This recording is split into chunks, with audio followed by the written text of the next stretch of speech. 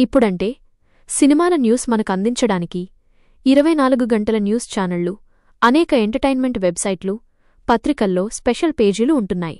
కానీ ఓ 30 ఏళ్ల క్రితం మాత్రం సినిమా వార్తలు తెలుసుకోవాలంటే శివరంజని, సితారా, జ్యోతిచిత్ర వంటి వారపత్రికలు మాత్రమే ఆధారం.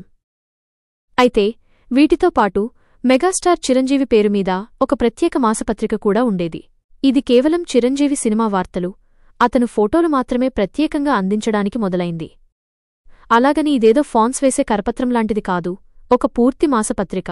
బహుశా భారత సినీ చరిత్రలో తన పేరుమీద సొంత మంత్లీ మాగజైన్ కలిగి ఉన్న మొట్టమొదటి హీరో మెగాస్టార్ మాత్రమే కావచ్చు.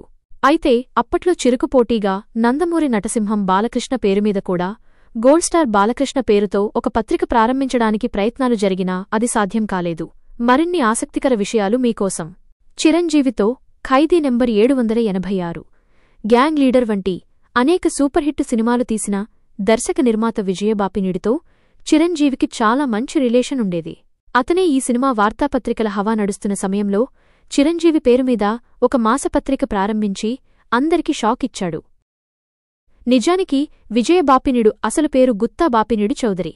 విజయ అనే పత్రిక ప్రారంభించి సక్సెస్ఫుల్గా నడపడంతో విజయ బాపినీడుగా మారాడు. అలా బొమ్మరిల్లు వంటి పిల్లల పుస్తకాన్ని కూడా నడిపేవాడు.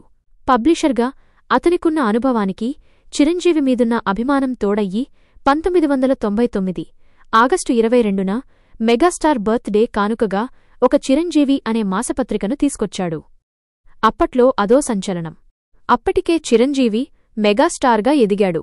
మరి అతని పేరుమీద వచ్చే బుక్కు కూడా అదే రేంజ్లో ప్రారంభించాడు.